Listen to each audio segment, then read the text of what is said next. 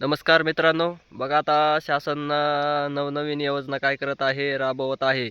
त्यामध्ये आता बांधकाम कामगारासाठी सारखीच एक घरेलू घरकामगार योजना आहे. आज त्या घरेलू घरकामगार योजनेची आपण काय करणार आहोत, सविस्तर माहिती पाहणार आहोत. मग तो अर्ज कुठं करायचा, त्याचे लाभाविषयी, त्याचे काय काय लाभ मिळतात, आहे का नाही? कोणला अर्ज करू शकतो, कोणत्या अर्जामध्ये पात्र आहे आणि त्यानंतर अर्ज करण्यासाठी काय कागदपत्र लागतात, ह्याची सविस्तर माहिती आपण काय करणार आहोत आजच्या व्हिडिओमध्ये पाहणार आहोत. तत्पूर्वी आपण ह्या यूट्यूब चॅनलला जर लाईक आणि सबस्क्राईब केलं नसेल तर काय करायचं आहे, लाईक आणि सबस्क्राईब करून ठेवायचं आहे. बांधकाम कामगाराविषयी आणि तर आणखीन अनेक शेतीविषयक काय होणार आहे तर आपल्याला माहिती ह्या चॅनलवर पाहावयास मिळणार आहे. ठीक आहे. आता तर जसं बांधकाम कामगारासारखीच ही एक काय आहे योजना आहे. मग ह्याच्यामध्ये फक्त महिला काय करू शकतात, घरेलू कामगार म्हणून नोंदणी करू शकतात.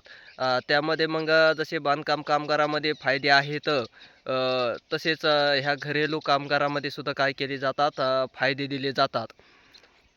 एखाद्या महिलेचं घरामधून रजिस्ट्रेशन केलेलं आहे घरेलू कामगाराला कामगार ऑफिसमध्ये, तर तिचं समजा ते मयत झाली, तर त्याच्या कार्यक्रमासाठी अंत्यविधीसाठी 30,000 रुपये काय केले जातात, दिले जातात. हे असे अनेक योजना आहेत. त्यानंतर ते शैक्षणिक योजना आहेत. त्यानंतर विवाहाच्या योजना आहेत घरेलू कामगारामध्ये. स्कॉलरशिप असेल तुमचं.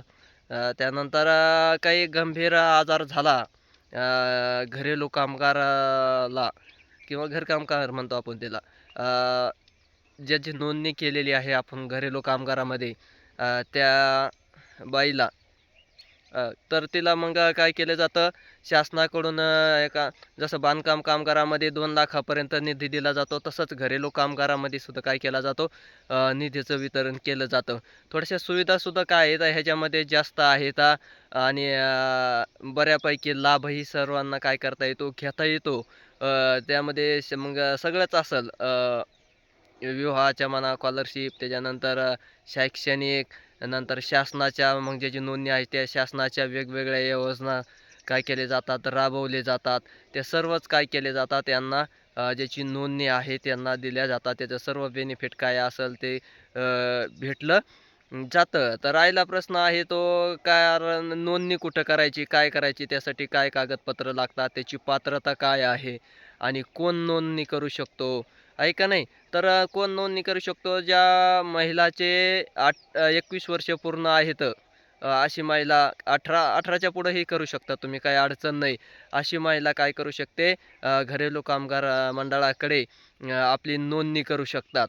त्यानंतर मग नोंदणी करण्यासाठी त्याचं आधार कार्ड, बँक पासबुक, त्यानंतर 2 फोटो, रहिवासी, आहे का नाही, हे असे कागदपत्र लागतात. त्यानंतर ज्या मालकाकडे एक फॉर्म असतो, त्या फॉर्मवर मग आपण ज्या मालकाकडे ज्यांच्या घरी काम करतो, तिथला त्यांचा ते सही शिक्का वगैरे, आहे का नाही, किंवा मग सही शिक्का नसला तर संमतीपत्र असतं. त्या संमतीपत्रावर मग त्यांचं नाव वगैरे साईन घ्यावं लागते. हे असे सर्व कागदपत्र एकत्र करायचे आहेत आणि एकत्र करून मग आपण काय करायचं आहे, जे बांधकाम कामगार ऑफिस आहे का नाही, त्या ऑफिसमध्येच काय केली जाते, घरेलू कामगाराची नोंद केली जाते. आणि ती नोंद मग काय केली आपण, काय करायची आहे, ही जी ऑनलाईन नोंद आहे ना, तशीच पहिल्यांदा ही जी ऑफलाईन नोंद होती, परत काय झालेली आहे आता घरेलू कामगाराची सुद्धा ऑनलाईनच नोंद काय केली जाते. आणि मग त्यामुळं मग तुम्ही काय करायचं, बांधकाम कामगार ऑफिसच्या माध्यमातूनच काय करायची आहे, ही योजनेचा लाभ घ्यायचा आहे. बांधकाम कामगारामध्ये जे ऑफिस आहे तिथं जाऊन घरेलू कामगाराची नोंद करायची आहे. आपल्याला इकडे कसं ठेकेदाराचं वगैरे बांधकाम कामगारांना जे प्रमाणपत्र लागतं, तसंच आपण ज्या घरी काम करतो त्या बंगल्यावाल्याचं, त्या मालकाचं म्हणावं, संमतीपत्र लागतं आपली नोंद करण्यासाठी. एक साधा फॉर्म असतो, त्याच्यावर संमतीपत्र असतं. ते संमतीपत्र आपल्या डिस्क्रिप्शनमध्ये PDF स्वरूपात दिलेलं आहे. तुम्ही तिथून ते डाउनलोड करून घेऊ शकता आणि त्याच्यावर मग त्या मालकाचं नाव वगैरे टाकायचं, त्यांची साईन घ्यायची आणि बँक पासबुक, आधार कार्डाची झेरॉक्स प्रत, फोटो वगैरे घेऊन आपण मंडळाकडे एक फॉर्म असतो तो घेऊन भरून सबमिट करून द्यायचा. त्यानंतर आपल्याला पावती वगैरे दिली जाईल. मग त्याचे जे बेनिफिट आहेत तिथून पुढं आपल्याला काय होणार आहे तर मिळायला सुरुवात होणार आहे. तर जसे कामगार मंडळाकडे आपलं कामगार मंडळ आहे, तशाच पद्धतीचं ते घरेलू कामगार मंडळ आहे आणि तिथले बरेच असे लोक काय करतात, महिला वर्ग त्याचा लाभ उचलत आहेत. आतापर्यंत लाभही घेतलेला आहे. मग ज्या इच्छुक महिला आहेत, ज्यांना घरेलू काम करण्याची इच्छा आहे, जे काम करतात, त्यांनी काय करायचं आहे, बांधकाम कामगाराकडे नोंदणी नसावी त्याची. कारण तुम्हाला जर घरेलू कामगार हे करायचं असेल तर तुम्हाला दोन्ही भागामध्ये नोंदणी करता येत नाही. बांधकाम कामगार ऑफिसमध्ये नोंदणी करायची नाही, नसली पाहिजे तरच तुम्हाला घरेलू कामगारमध्ये नोंद करता येते. मग ज्यांची इच्छा आहे, जे काम करतात, त्यांनी काय करायचं आहे, तात्काळ जिल्हा ऑफिसला जाऊन आपली ही कागदपत्र सबमिट करून काय करायची आहे, आपली नोंद करून घ्यायची आहे आणि ज्या सुविधा येतात त्याला ज्या सुविधा काय करायच्या आहेत घ्यायच्या आहेत. ही एक चांगली योजना शासन काय करत आहे, राबवत आहे कामगारासाठी. ऐका नाही, कामगारासाठी अनेक योजना काय करत आहे शासनाने आणलेल्या आहेत. त्यामध्ये घरेलू कामगार योजना जी आहे, ऐका नाही, ही योजनेमध्ये तुम्ही काय करू शकतात, नोंदणी करू शकतात.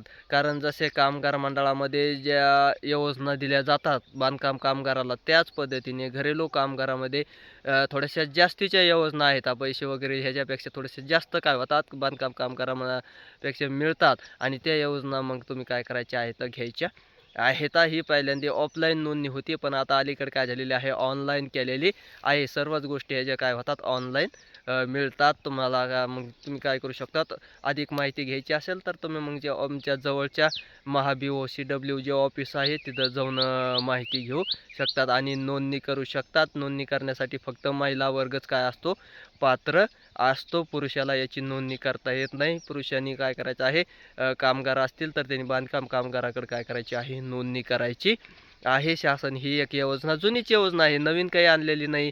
ह्याच्यामध्ये फक्त बदल करीत चाललेले आहेत. त्या सुविधाचे जे काय आहेत ज्या जास्तीचं देत चाललेले आहेत. नवीन काही हे आलेली नाही, प्रथमच हे आहे म्हणा सुरुवात झाली असं बी नाही, की कारण ही जुनीच योजना आहे बांधकाम सारखीच तेव्हापासूनच चालत आलेली ही एक काय आहे, योजना आहे. ज्या महिला वर्गांना लाभ घ्यायचा असेल त्यांनी तात्काळ तुम्ही काय करू शकतात, लाभ घेऊ शकतात. धन्यवाद.